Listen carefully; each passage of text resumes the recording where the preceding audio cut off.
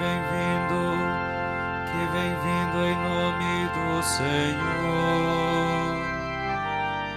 E o reino que vem seja bendito, ao que vem ao seu reino louvor. Aleluia, aleluia, aleluia, aleluia, aleluia,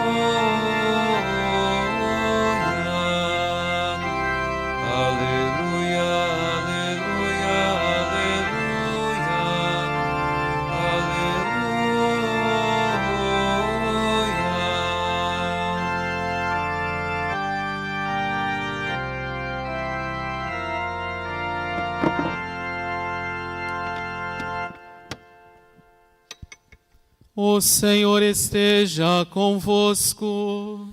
Ele está no meio de nós. Proclamação do Evangelho de Jesus Cristo, segundo João. Glória a vós, Senhor.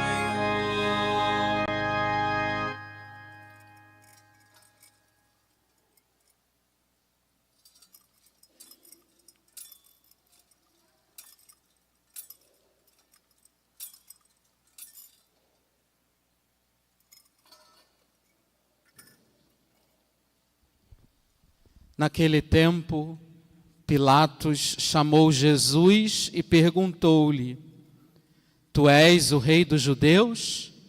Jesus respondeu: Estás dizendo isto por ti mesmo, ou outros te disseram isto de mim? Pilatos falou: Por acaso sou judeu? O teu povo e os sumos sacerdotes te entregaram a mim. Que fizeste? Jesus respondeu: O meu reino não é deste mundo. Se o meu reino fosse deste mundo, meus guardas lutariam para que eu não fosse entregue aos judeus. Mas o meu reino não é daqui. Pilatos disse a Jesus: Então tu és rei? Jesus respondeu: Tu dizes, eu sou rei. Eu nasci e vim ao mundo para isto, para dar testemunho da verdade. Todo aquele que é da verdade, escuta a minha voz. Palavra da salvação. Glória a vós, Senhor.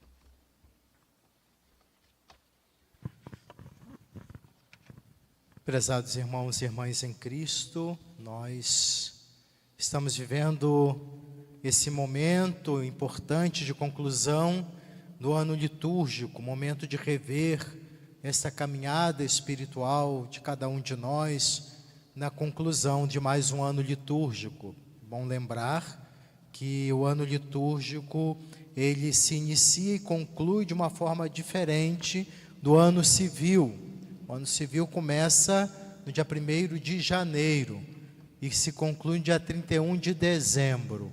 O ano litúrgico, o novo ano, começa justamente no tempo do Advento. O primeiro domingo do Advento se conclui com o último domingo do tempo comum, 34º domingo do tempo comum, que é a solenidade do nosso Senhor Jesus Cristo, Rei do Universo. Dia Nacional dos Leigos e Leigas, conclusão de um ano litúrgico, também uma ênfase que a Igreja dá ao verdadeiro protagonismo dos fiéis, dos leigos e leigas na Igreja, seu papel próprio, seu carisma, seu dom. O Papa Francisco recentemente, inclusive, falou sobre isso, sobre o papel, a presença dos leigos na Igreja, e ele nos exorta a redescobrir, a promover os leigos, não como uma coisa institucional ou sociológica, essa mentalidade que às vezes traz para as relações eclesiais a luta de classes, houvesse uma luta entre pastores e fiéis, em busca de disputa de poder. Não é esse o sentido de protagonismo dos leigos, sujeitos eclesiais, mas que, como nos apresenta São Paulo na sua eclesiologia, os dons e carismas e as escolhas de Deus, na igual dignidade de todos os fiéis, uns chamados para o pastoreio, para o ministério ordenado, e os outros também no mesmo protagonismo, serviço à evangelização, com seus dons e carismas contribuindo na missão, no testemunho de Cristo, na igreja, na sociedade. Pós-Concílio Vaticano II, um equívoco, podemos perceber, não por culpa do concílio, a ideia de que valorizar o leigo é substituir padre. E aí o esquema, a mentalidade clericalista de poder se mantém. Então só tem valor quem tem uma veste diferente, só tem valor quem está no presbitério, só tem valor quem exerce alguma função relacionada ao ministério ordenado. Nada mais equivocado. O ministério ordenado é um serviço aos fiéis, à comunidade. Estamos aqui para isso. Então, os leigos e leigas, protagonistas, sujeitos eclesiais, não são meramente colaboradores externos. Porque não tem padre, vamos substituir. Não. Isso aí é, vamos dizer, uma forma inadequada de entender a missão própria. Os leigos e leigas têm uma missão própria na igreja. Não é um colaborador externo. Vamos colocá-lo como ministro disso e daquilo porque tem poucos padres. Não. Devemos trabalhar para que tenha padres, ministros suficientes para servir a comunidade. Naquilo que é a própria autoridade exercida no serviço. Não é tropa auxiliar do clero, o leigo, a leiga. Tem carismas e dons próprios. Quem diz isso? Papa Francisco. Ele nos incentiva a aprofundar o sentido verdadeiro protagonismo dos leigos.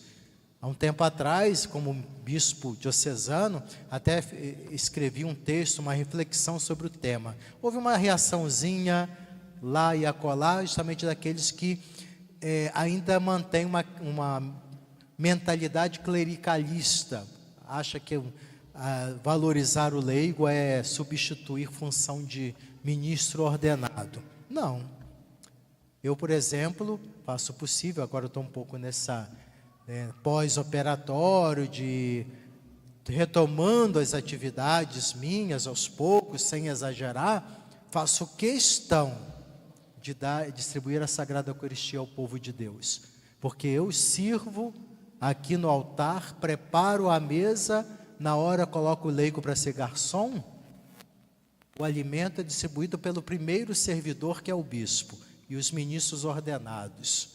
Os leigos e leigas colaboram, contribuem, ajudam, auxiliam, mas não pode ser entendido como, desculpe o termo, tapa-buraco. Não é para isso que o fiel ele é chamado na igreja, dar o seu testemunho de vida cristã, contribuir na realidade, na sinodalidade que já na prática exercemos na igreja na América Latina, os vários conselhos, protagonismo, respeitar os leigos, são os pastores escutarem também, nos conselhos, nas partilhas, nas reflexões. E é claro que é próprio da missão do pastor discernir. É a graça de Estado, o bispo tem a graça de Estado, o padre na paróquia, os leigos também colaboram, contribuem com o seu sensus fidelium, sensibilidade, caminho da fé, da fidelidade a Cristo, no trabalho, na missão própria familiar, no ambiente de trabalho, nas atividades, inseridos na sociedade. Contribuem muito aquilo que o padre, o bispo não tem condições de estar ali presente, os fiéis, a igreja presente, você como igreja presente no seu trabalho, na forma como você conduz as suas atividades, na forma como você se comporta na vida familiar, nas relações. Isso é protagonismo. E vivenciando a fé, o testemunho de Cristo, com certeza colabora para uma sociedade que vai sendo construída conforme o reinado de Cristo. Na solenidade de Jesus Cristo, o Rei do Universo, reafirma aqui o Evangelho. Jesus responde a Pilatos: sim, sou o Rei. Mas não essa realeza que vocês estão habituados, de disputa de poder, de privilégios, de apegos, mas instaurando uma realeza que tem como base o serviço, que tem como perspectiva uma construção de justiça e fraternidade. Então Jesus se diferencia dos reis deste mundo. Apesar de que nas estampas, solenidade de Cristo Rei do Universo, ele está revestido, coroa, cetro, etc. Pode confundir com a realidade da realeza do mundo, mas não é isso. A compreensão precisa ser muito correta, para que não confundamos a imagem clássica do Cristo Rei do Universo associada aos governantes desse mundo. Jesus, é interessante que os reis do passado eram divinizados, divino César, os reis sumérios, os reis egípcios, faraós, divinizados, mesopotâmicos, todos eles eram divinizados. Jesus é o único rei divino. E ele nos mostra pelas suas ações que não quer ser colocado num pedestal para ser homenageado como um rei humano. Ele inverte tudo, veio para servir. Enquanto os reis humanos, frágeis, que tem a conclusão da história, na realidade mundana, um certo tempo, exercem um poder, mas depois a morte vem para todos, queriam se divinizar. E completamente contrário àquilo que nos mostra Jesus, quem é Deus? Deus é humilde, Deus é misericordioso, Deus se volta para nós, nos procura, nos ama, cuida de nós. Os reis humanos não, usavam dos seus súditos para manter o seu poder e seus privilégios. Deus, o rei, Deus não, deu a vida por nós. Qual é o rei que dá a vida pelos seus súditos? Tem algumas histórias no passado, sim, exemplos. Não vamos também enquadrar todos nessa mentalidade da arrogância.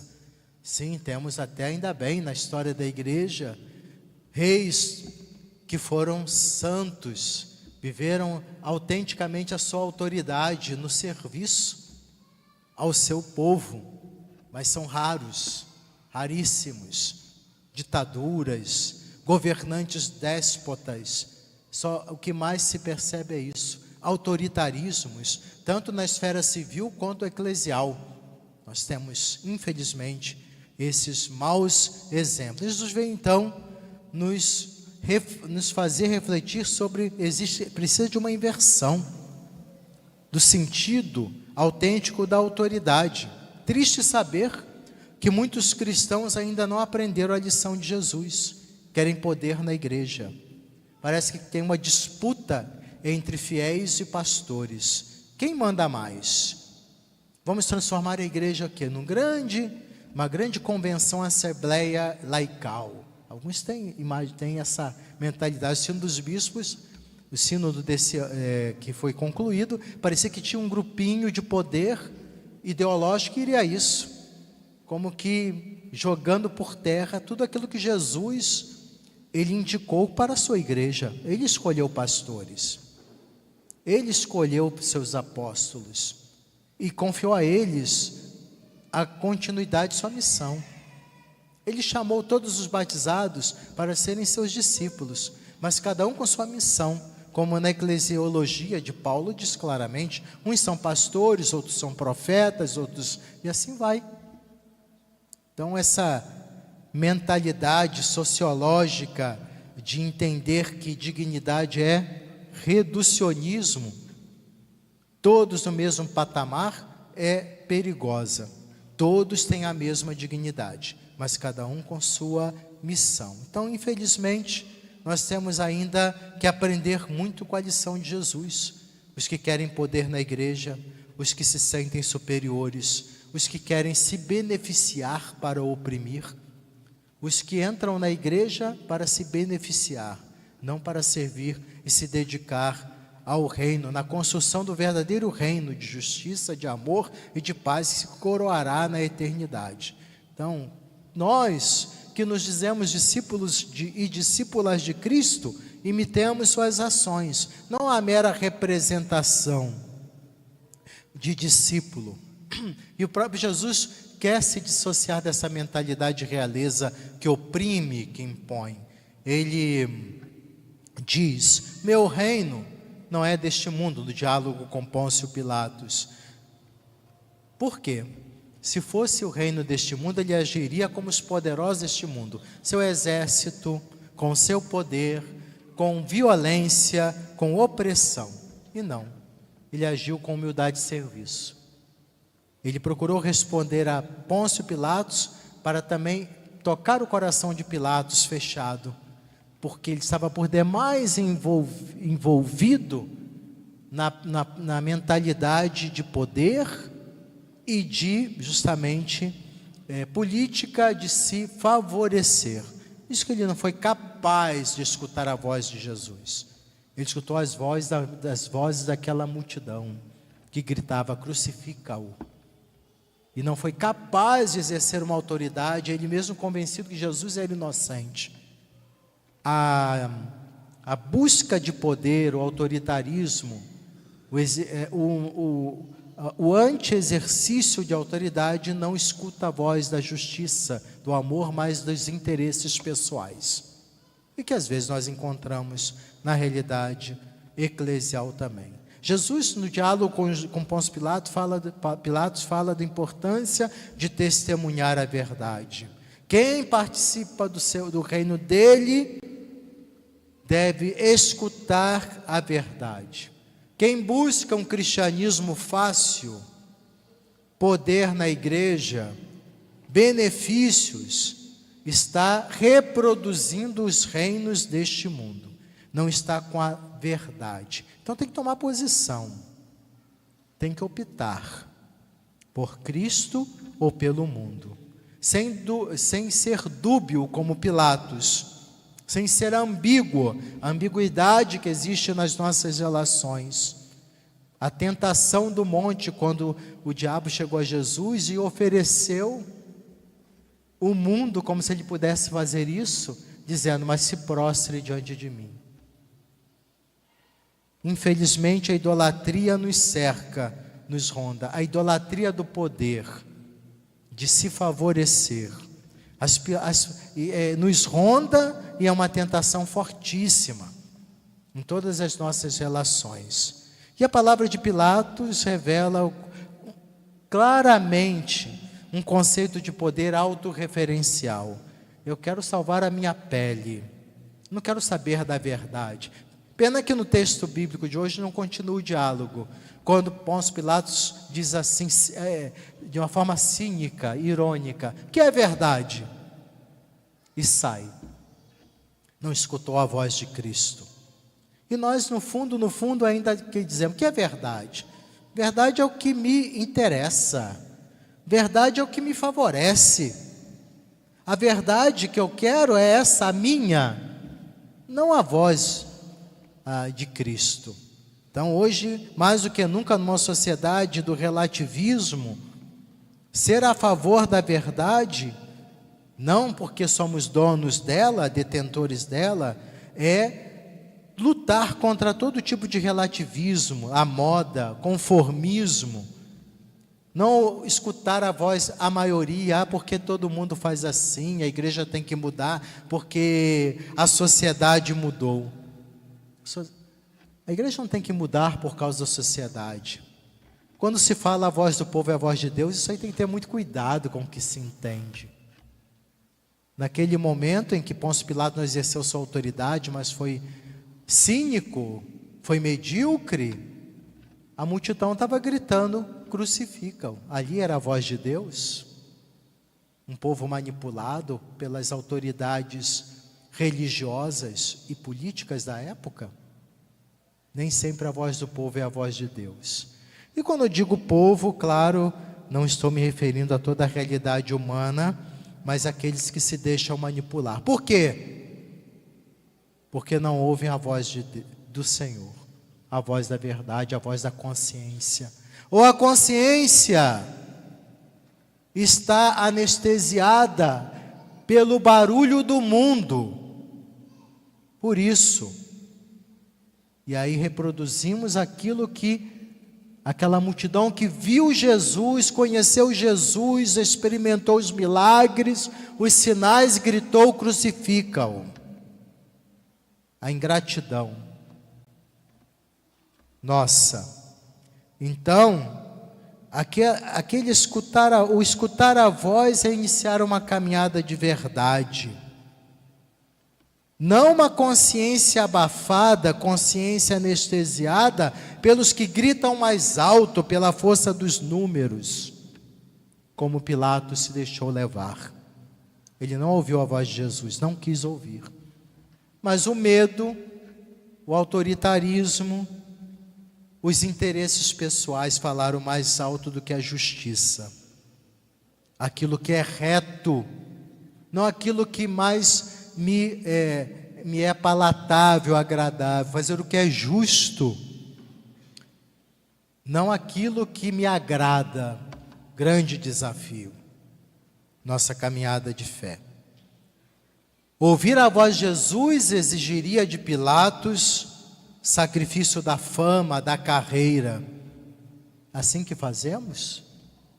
Não vou sacrificar, eu tenho um projeto pessoal, eu tenho uma carreira. O Papa fala muito por o perigo do carreirismo na igreja, mas também nas próprias relações eclesiais. Eu tenho que me favorecer, e que aí está o grande perigo da idolatria. Meus irmãos e irmãs, celebrando hoje o Dia dos Leigos, vivamos nosso batismo escutando a voz da verdade. Sejamos construtores com Jesus do reino que Ele quer instaurar, de simplicidade, de humildade, como Ele nos ensina. Como estamos longe disso até na própria igreja, na história que se deixou contaminar pela idolatria do mundo. Infelizmente é isso mesmo. Mas a igreja constituída por Jesus nunca foi abandonada por Cristo.